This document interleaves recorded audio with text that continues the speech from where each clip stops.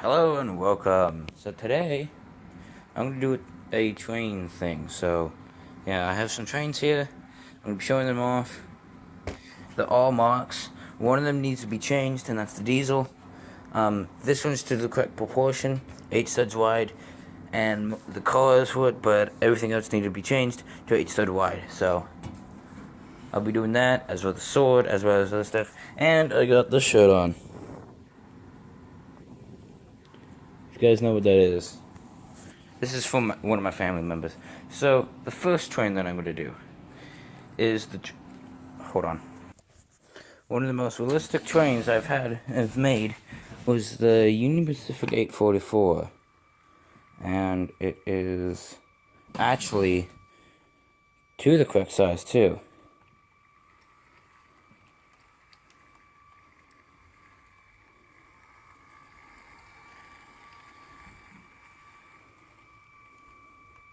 Really hard to get around the bends, but it does work.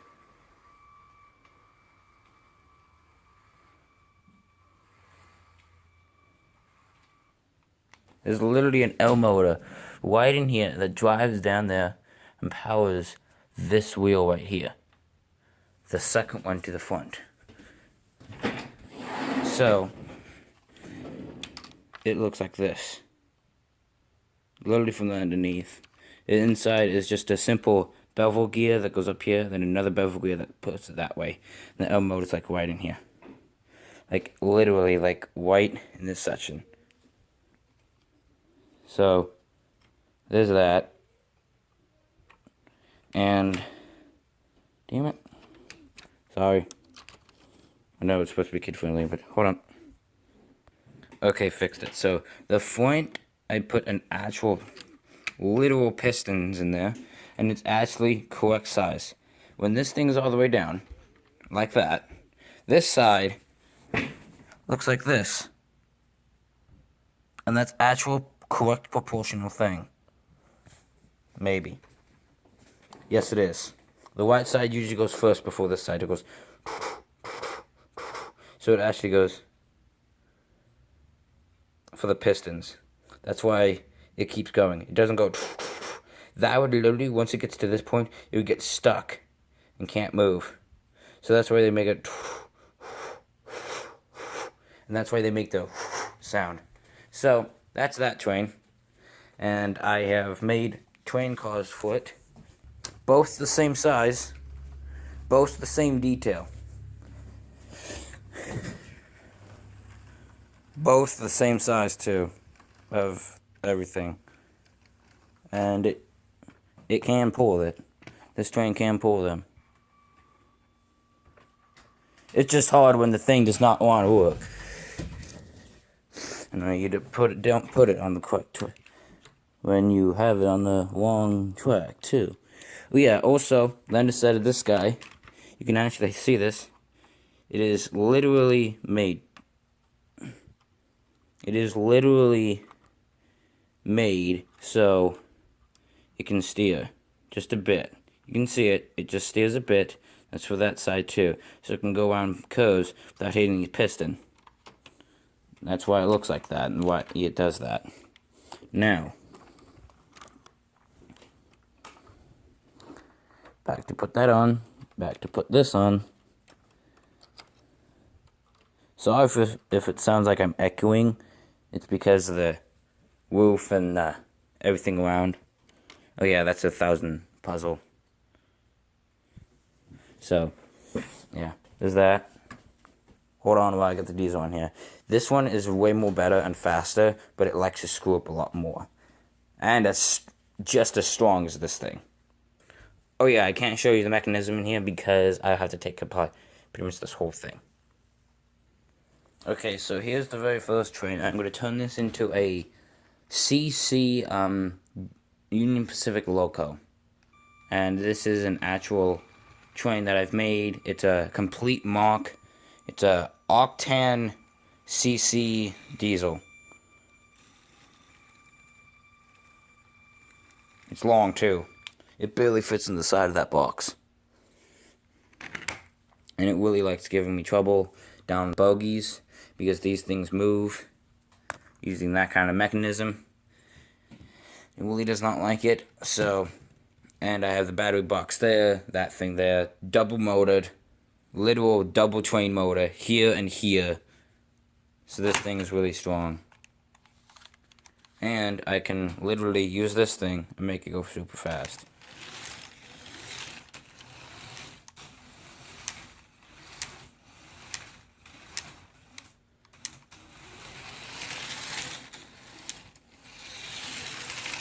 That's literal full speed too. But I'm going to change this to an 8 stud wide, which is about like that wide. And this thing is going to be, so this is going to be the name wiggler thing. I'm going to put a train thing out this way. This cab is going to get wider, and it's going to go up to here for the cab.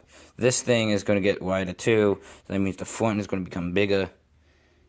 And it's going to be a, I can't remember the name, but it's, if you know the train DD40X, that Union Pacific train, it's pretty much going to be looking like that, as long as that thing, but it's this. And it's going to be 8 studs wide. Plus, it's going to be taller. To accommodate to, well, these have to be taller too, I think. So, yeah. Well, usually my trains have to get taller. That's the main thing. If they're taller, they're better. The 6 stud wide, this is the perfect size. 8 stud wide, it has to get 2 taller. So, that tent over there, that's perfect size. That train over there is perfect. This train is not. So, there's that. Here's a rail car that I'm working on. I'm going to have like 3 of these. And it's really hard because this used up a lot of gray pieces. And it should have been easy. But it was pretty hard. And you can see I've used some of that Maersk pieces right there. And then some of that. And then use these. I just used every kind of brick. I've used 2x2s, 2x1s, 1x3s, everything of gray. I've even used the weird technique of putting that there. So I could save some bricks. And this is pretty much how it looks like. I haven't finished it. I used even slope pieces in there because I don't have that much. I need a bricklink mortar. So yeah, I even used Lego turntable pieces here because I don't have enough pieces of what I need. And yeah, you can literally see those there. That's what I'm using. This is probably going to be the second color. So first class, or then like second class, and there's probably going to be more. And I used the design of this, so it looks like it's actual a passenger train. And I designed it to go with this guy, but yeah.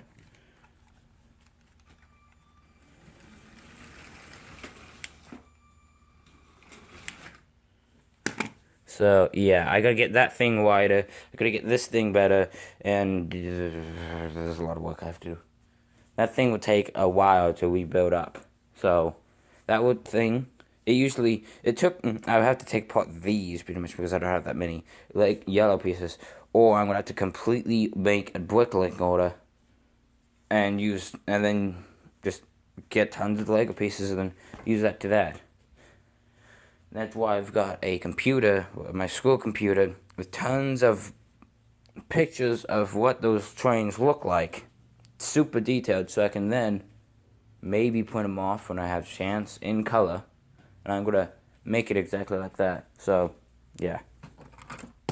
Next thing I have is a Octane hopper car. Really small,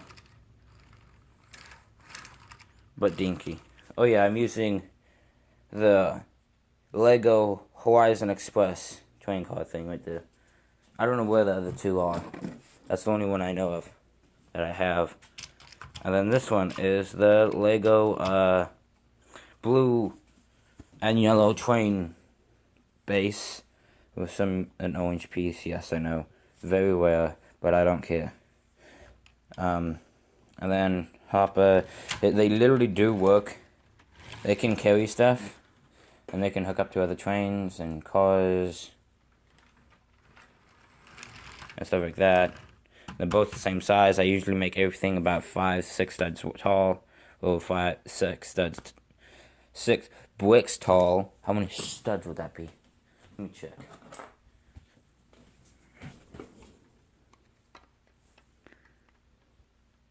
Definitely around 7.5 tall bricks. Let me check this 8 long. No, that's 10 long. Just about almost 8 studs. So 7.5, yes. And then I have a caboose here. Yes, it's the Christmas train. I've made it better. And so the caboose is from the Christmas train. I had 2 cabooses. I was like, screw it. Might as well. Dude. So I got 2 Christmas trains. This is what I made out of the caboose.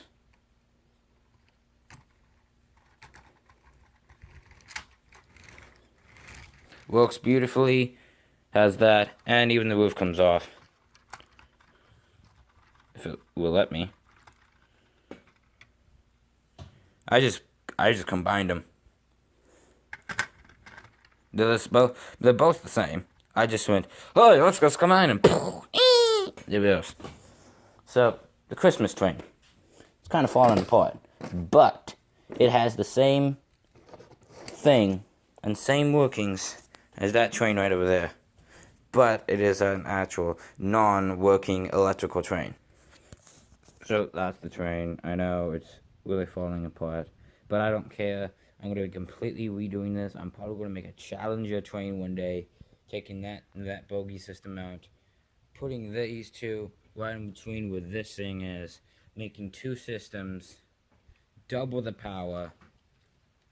And using this other system right here as the other one. And yes, this thing is a different system, but still works. And it works beautifully. Look at that. This is what you have to do. This is what an engineer would do. This is exactly what a mechanical engineer does. They make stuff. They make it work. They mechanically work it. I can even go like this. Here, watch. I can move this thing just by going like this. I can probably even move it just by moving these pistons. I'm literally moving the pistons.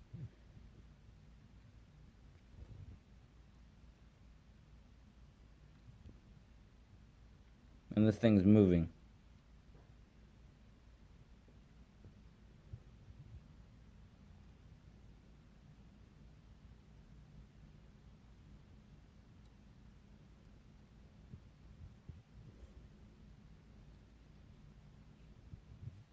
So yeah, that shows how good this thing is.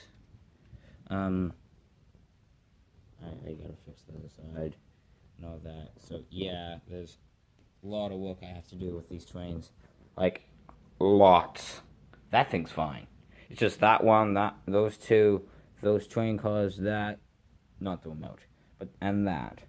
And I gotta still try to find my other track, because I don't know where the crap it is. Oh yeah, I still have this extra system so I could put it on one of those, but those things are black, and I'm gonna make that thing into a BNSF train, so I gotta keep that black down there. Because it doesn't look good. I don't have any of those green pieces that the BNSF use. That color green. I don't have any. So I gotta use a black one. And that's what I'm going for. So I'll see you guys later. Bye bye, y'all.